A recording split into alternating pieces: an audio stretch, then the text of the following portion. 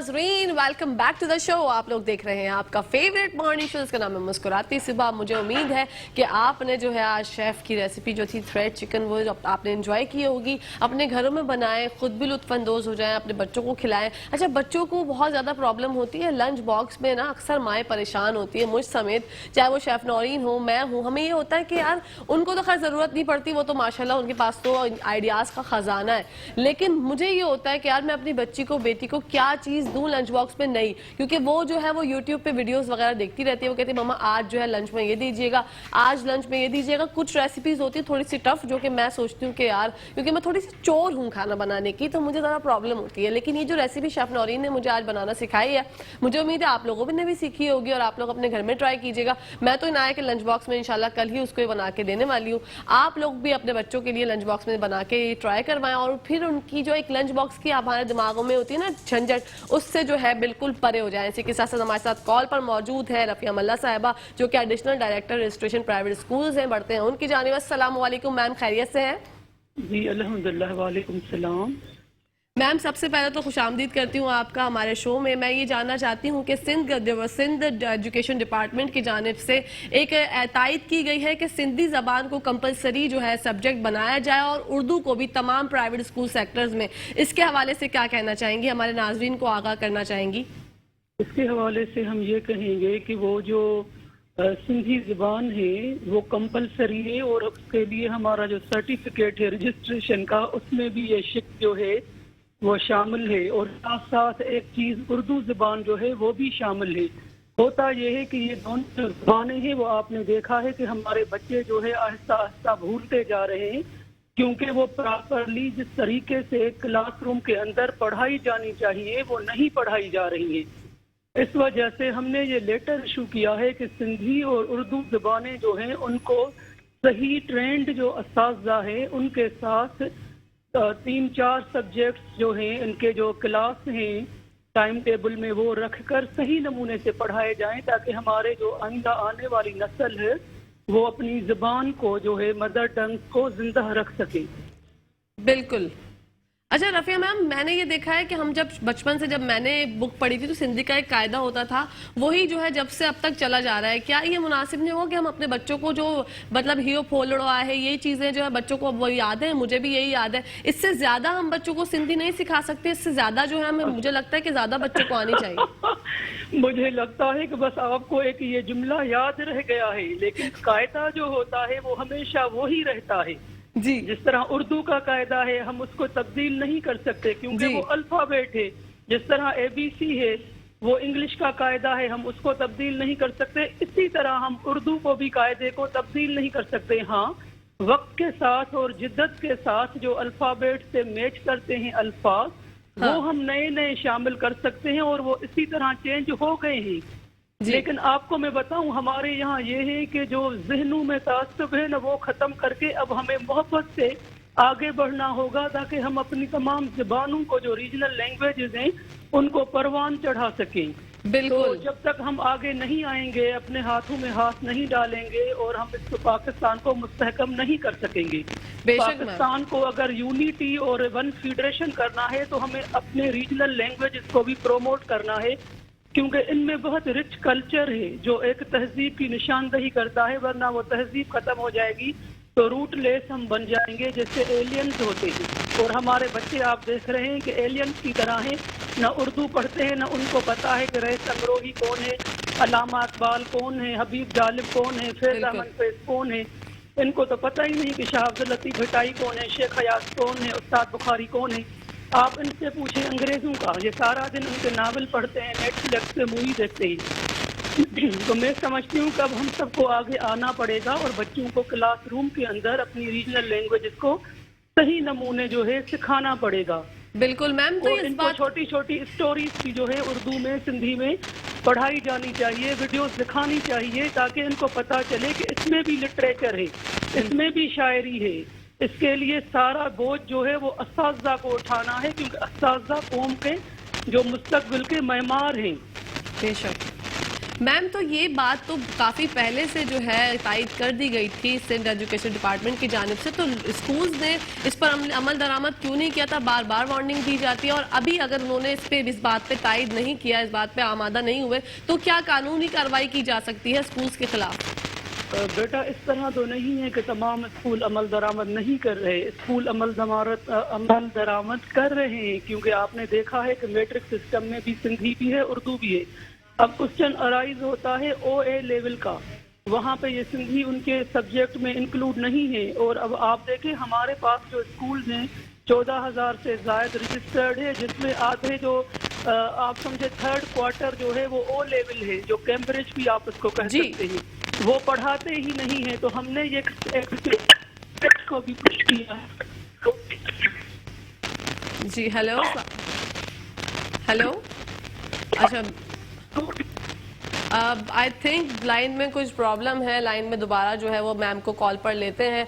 मैंने आप लोगों को जनाब ये बताया कि हमारे साथ जो है बच्चे स्कूल्स में पढ़ रहे हैं, जो छोटे लेवल के स्कूल्स हैं, नॉर्मल प्राइवेट स्कूल्स हैं, नॉर्मल जो हमारे यहाँ स्कूल्स होते हैं, वहाँ पर तो जो बिल्कुल तायद की जा रही थी इस बात पे कि सिंधी को 1 और 2 क्लास से जो है बच्चों को पढ़ाया जाता था और उर्दू ज़बान भी पढ़ाई जाती है बाकायदा तौर पर। लेकिन जो बड़े स्कूल्स हैं A level, O level, Cambridge system, वहाँ पर जो है उर्दू को कंपलसरी, मतलब उर्दू नहीं पढ़ाई जाती थी, सिंधी नहीं पढ़ाई जाती थी। मैंने जब भी इस बात को ज्यादा नोटिस किया है कि आप किसी भी बड़े स्कूल के बच्चे से उर्दू का इमला लिखवा लें, पहली बात तो ये कि उसको इमला बहुत मुश्किल है कि उसको समझ आए कि इमला होता क्या है। आप डिक्टेशन बोलेंगे उर्दू का तो वो बच्चा समझ जाएगा, लेकिन इमला बोलने के लिए उसको जरा प्रॉब्लम होती है। रफिया मल्ला साहबा कॉल पर मौजूद है। जी मैम, आप अपनी बात कंटिन्यू कीजिएगा, सॉरी लाइन में थोड़ी प्रॉब्लम थी। ये कह रही थी कि जितने सिंधी के और उर्दू के जो है वो मैट्रिक सिस्टम में तो पढ़ाई जाती है, लेकिन जो कैम्ब्रिज सिस्टम है उसके बच्चे जो हैं O लेवल, A लेवल के, आपने भी विटनेस किया होगा कि उर्दू में वो बहुत वीक नजर आते हैं। बिल्कुल, क्योंकि मैंने महसूस किया है कि वो टाइम टेबल में वीकली एक सब्जेक्ट रख देते हैं, क्लास रख देते हैं। एक क्लास में आपका साल तो पूरा हो जाता है, तो वो कोर्स तो पूरा नहीं होता, फिर आप दूसरे क्लास में बच्चे चले जाते हैं। अगर दूसरे क्लास में भी आपने 2 लेसन पढ़ लिए तो इस तरह उर्दू और सिंधी में बच्चे वीक हो जाते हैं। और फिर जब बच्चा किसी एंगल में, किसी एरिया में वीक होता है तो वो उससे भागता है, स्किप करता है। क्योंकि हमारा पूरा फोकस है, जो मैंने देखा है अपने विजिट्स के दौरान, कि हमारे यहाँ उर्दू, सिंधी, इस्लामियात और उनमें असातिज़ा की जो सैलरी है वो कम होती है। और मैंने ये भी देखा है कि काम पढ़ाने वाला जो है और बिजनेस पढ़ाने वाला वो सिंधी पढ़ा रहा है। मैं पूछती हूँ कि ये तो बिजनेस है, इसकी प्रोफेशनल क्वालिफिकेशन, इसकी स्किल्स, तो वो कहते नहीं क्योंकि इसको सिंधी बोलनी आती है तो ये सिंधी पढ़ाता है। इसी तरह जियोग्राफी और इस्लामियात पढ़ाने वाला जो MA इस्लामियात है वो उर्दू पढ़ाता है, उर्दू वाला इस्लामियात पढ़ाता है। हम जब जा रहे हैं तो अब सब्जेक्ट वाइज जो है उनकी प्रोफेशनल डिग्रीज भी चेक करते हैं असातिज़ा की, क्योंकि हमें पता है कि कहाँ कहाँ ये जो खाल है और फिला है। यही सबब है कि हमने ये दोबारा से सब चीजें शुरू की हैं।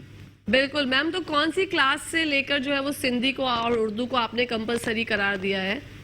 नहीं, ये तो वैसे देखें सिंधी जो है वो रूल के तहत क्लास 3 से है, लेकिन अगर ये नर्सरी से ही अल्लाह बे और कायदा शुरू करेंगे तो बच्चे जो है छोटी उम्र से इनकी माइंड जो है वो पुख्ता होगा और अच्छे नमूने सीख सकेंगे। तो इसमें कोई मतलब वहाम नहीं है, वो नर्सरी से शुरू करें तो ज्यादा अच्छा है, लेकिन तीसरी से तो लाजमी है। इसी तरह उर्दू को भी लाजमन नर्सरी से ही पढ़ाना जाना चाहिए। और सबसे आपके चैनल के तवज्जुह से सबको ये मैसेज दूंगी कि आप कोशिश करें कि बैलेंस टाइम टेबल रखें जिसमें उर्दू और सिंधी के क्लासेस भी हों, ताकि बच्चे सिलेबस को कवर करें और वो समझ और सीख सकें सही तरीके से।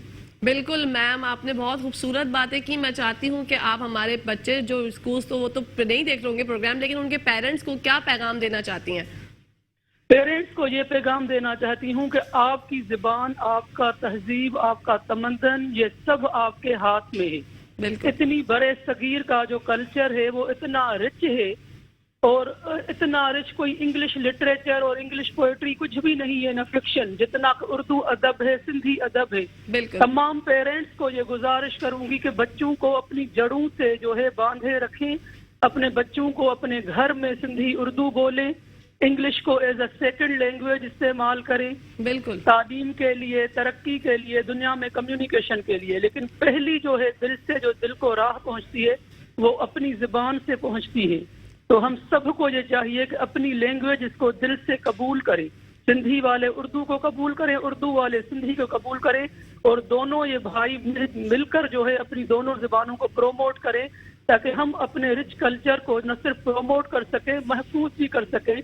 आइंदा आने वाली जो हमारी नस्लें हैं, हमारे जो बच्चे हैं, ऐसे न हो जो पूछते रह जाए कि उर्दू क्या थी, सिंधी क्या थी। बिल्कुल, बहुत ही जबरदस्त पैगाम दिया है आपने ma'am. Hats off to you, thank you so much कि आप हमारे प्रोग्राम में शामिल हुई। बहुत बहुत शुक्रिया, अल्लाह हाफिज। इसी के साथ साथ नाजरीन, आपको हमने एजुकेशन के हवाले से बात की। अब एक सबसे जबरदस्त टॉपिक है जिस पे हम बात करने वाले हैं थोड़ी ही देर में। जनाब, वेदर हमारे यहाँ का ऐसा हो गया है जो हमने कभी आज से पहले नहीं देखा था अपनी जिंदगी में। मैंने तो जो है इतने ज्यादा बारिशें तो मैंने विटनेस नहीं की, जो कि वेरी ऑनेस्ट मैं आप लोगों को बताऊं कि जब मैं छोटी सी थी, जब से मुझे लगता था थोड़ी बारिश हुई फिर तो रुक गई, फिर ज्यादा बारिश हुई फिर रुक गई। लेकिन इस दफा का जो मॉनसून सीजन है वो हम देखकर जो हैरान है और बहुत से लोग परेशान है। अच्छा, बारिश हो रही है वो एक अलग मसला है, लेकिन बारिश के साथ साथ जो कि सड़कों का हाल है, कराची की सड़कों का जो हाल है, मैं चाहती हूँ मेरे चैनल के तवज्जुह से अगर कोई आला हुक्मरान तक मेरी बात पहुंचा दे तो प्लीज कराची की तरफ नजर सानी करें। कराची की सड़कों का बुरा हाल है, सड़कें जो फट चुकी हैं। देखें, बारिश होती है वो तो एक नेचुरल चीज है, वो अल्लाह पाक की तरफ से अल्लाह पाक बरसाते हैं। अल्लाह पाक को थोड़ी पता है कि यहाँ पर जो लोग हैं उन्होंने इस तरह तमाशा लगाया हुआ है कि यहाँ पर इंसानी जिंदगियों के साथ खेला जा रहा है, इंसानी जानें जो हैं वो वेस्ट हो जाती हैं। इंसानी जान सबसे बड़ी, सबसे कीमती चीज है,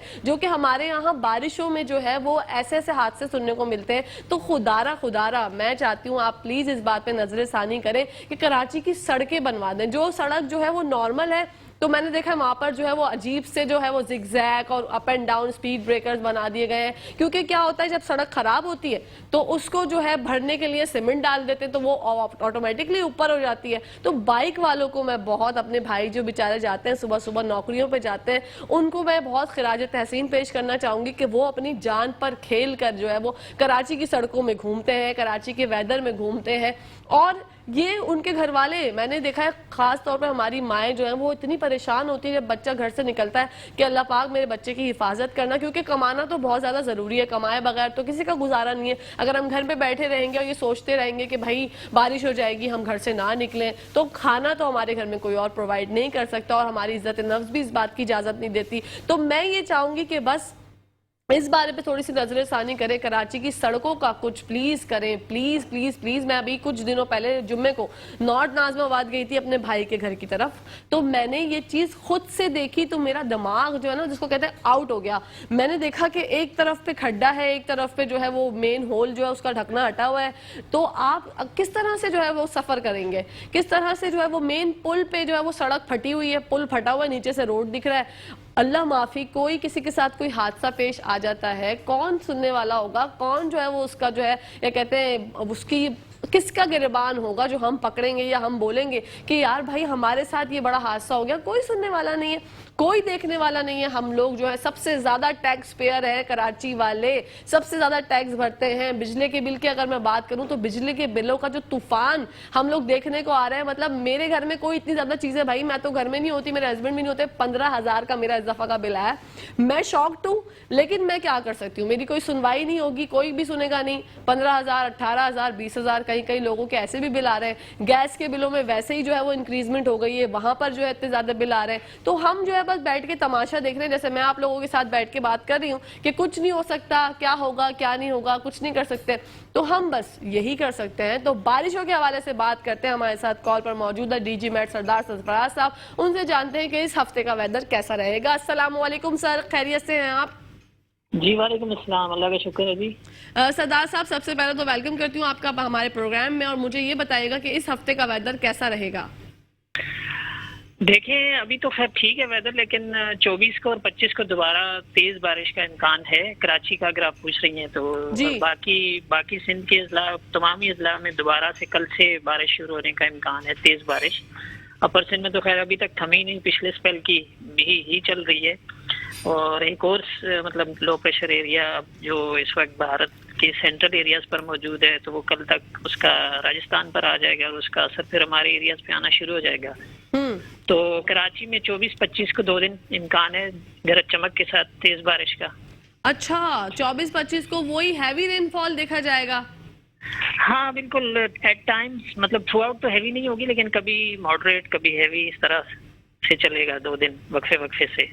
ओके, तो ये तो अगस्त के एंड में, मतलब ये 2 दिन बाद ही जो है, आज 22 है तो 2 दिन बाद 24-25 आ जाएगा। लोग जो है वो मोहतात हो जाए, बारिशें होने वाली हैं फिर से। अगस्त के बाद सितंबर की क्या कहानी होगी, मैं जानना चाहती हूँ कराची के हवाले से।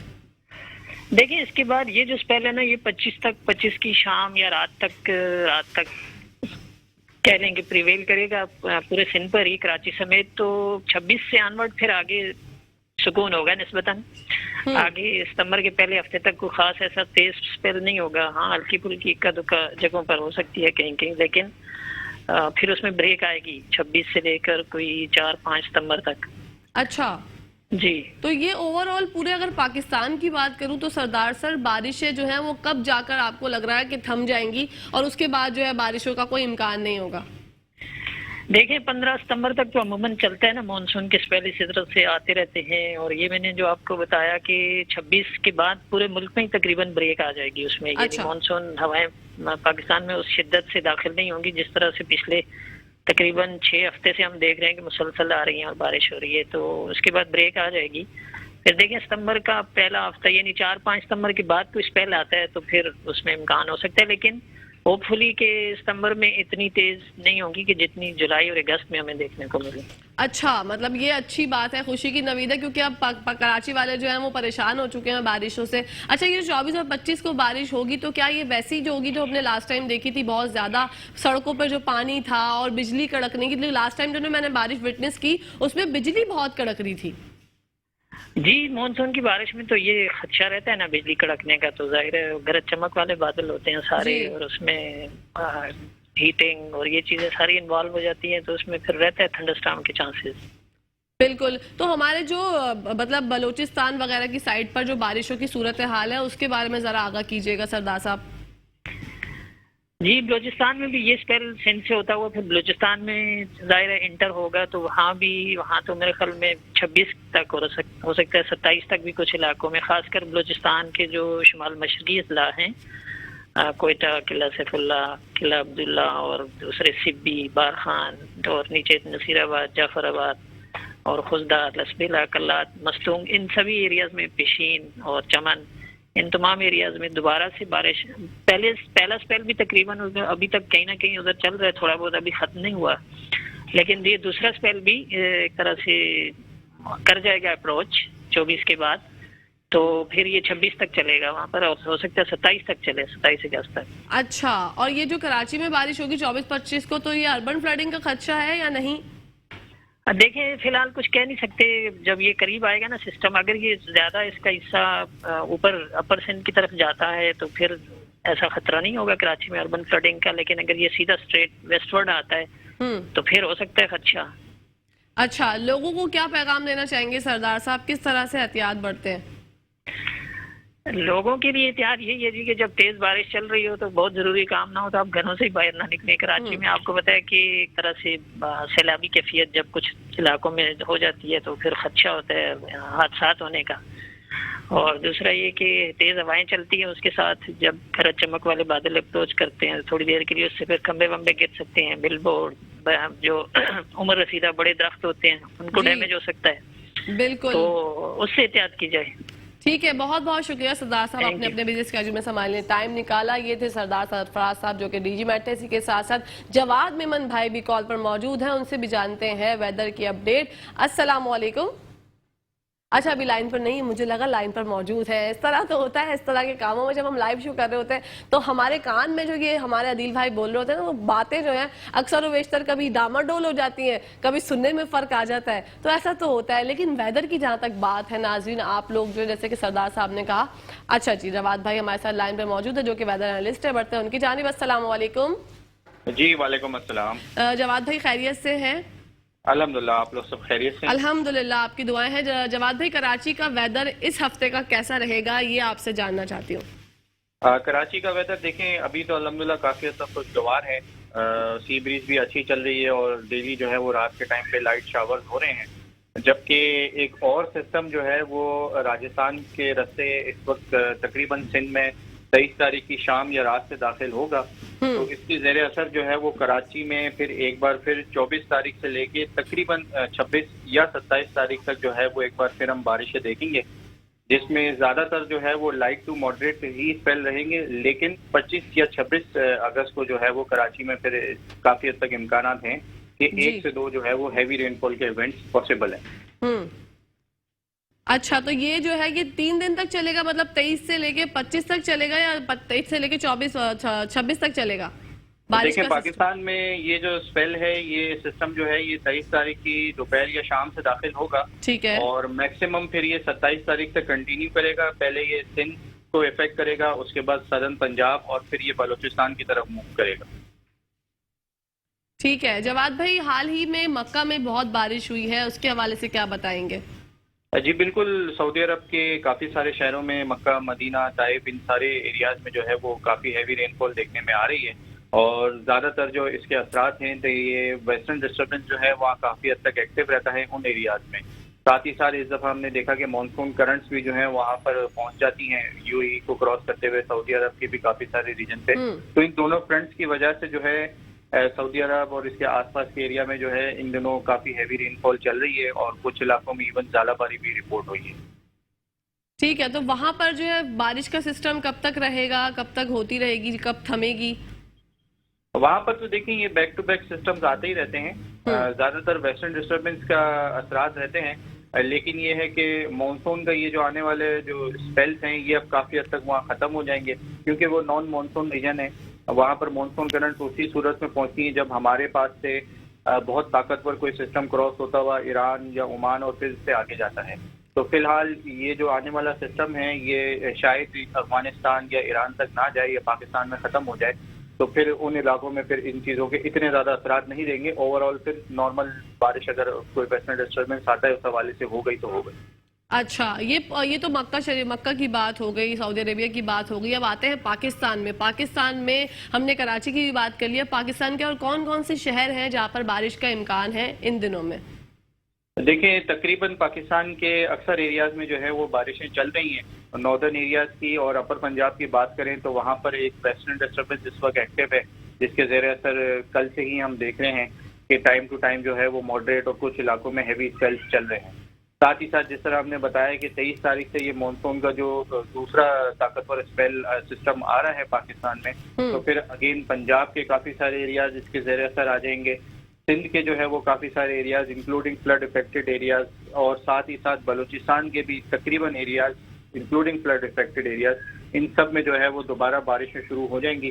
तो रवा जो हफ्ता है ये पाकिस्तान के तकरीबन 80 to 90% एरियाज में जो है वो बारिशें चलती रहेंगी, कहीं ज़्यादा, कहीं नॉर्मल, तो कहीं बहुत आइसोलेटेड एरियाज में जो है वो कहीं बहुत हैवी स्पेल भी हो सकता है। ठीक है जवाद भाई, कल भी जो है कराची के बेशतर इलाकों में बारिश हुई थी, हल्की फुल्की, मौसम खुशगवार हो गया था, तो क्या वो बारिश प्रेडिक्टेड थी या वो अचानक से अल्लाह पाक की तरफ से रहमत बरस गई? नहीं, ये बेसिकली प्रेडिक्टेड है, क्योंकि आपको पता है कि इस वक्त सिंध में जो है लो प्रेशर सिस्टम एक मौजूद है जो पिछले 5 से 6 दिन से जो है वो बारिशें बरसा रहा है, स्पेशली सेंट्रल सिंध में और अपर सिंध में। तो ये उसी के असरात हैं। मानसून करंट्स जो हैं वो मौजूद हैं सिंध के अक्सर एरियाज में, क्योंकि ये सिस्टम कराची से दूर है इसलिए बहुत ज़्यादा हैवी रेन नहीं है। लेकिन रात के टाइम जब कूलिंग ज़्यादा होती है तो जो बादल आते हैं, जो ह्यूमिडिटी और मॉइस्चर इसके साथ होता है, तो इसकी वजह से जो है ये कराची समेत सिंध की साहिली पट्टी में इस तरीके के शावर्स हो रहे हैं, और ये ऑलरेडी प्रेडिक्टेड थे और ये मजीद 1 से 2 दिन कंटिन्यू करेंगे और फिर जो है वो दूसरा सिस्टम आ जाएगा। ठीक है जवाद भाई, आपका बहुत बहुत शुक्रिया, आपने हमें वेदर अपडेट से जो है वो आगाह किया। इंशाल्लाह फिर आपसे बात होगी, ख्याल रखिएगा, अल्लाह हाफिज। इसी के साथ साथ नाजरीन, प्रोग्राम का टाइम खत्म हो गया। इंशाल्लाह कल आप लोगों से मुलाकात होगी। जब तक के लिए अपनी होस्ट को, अपनी दोस्त को, अपनी प्यारी सहेली को इजाजत दीजिए। फी अमान अल्लाह, अल्लाह हाफिज।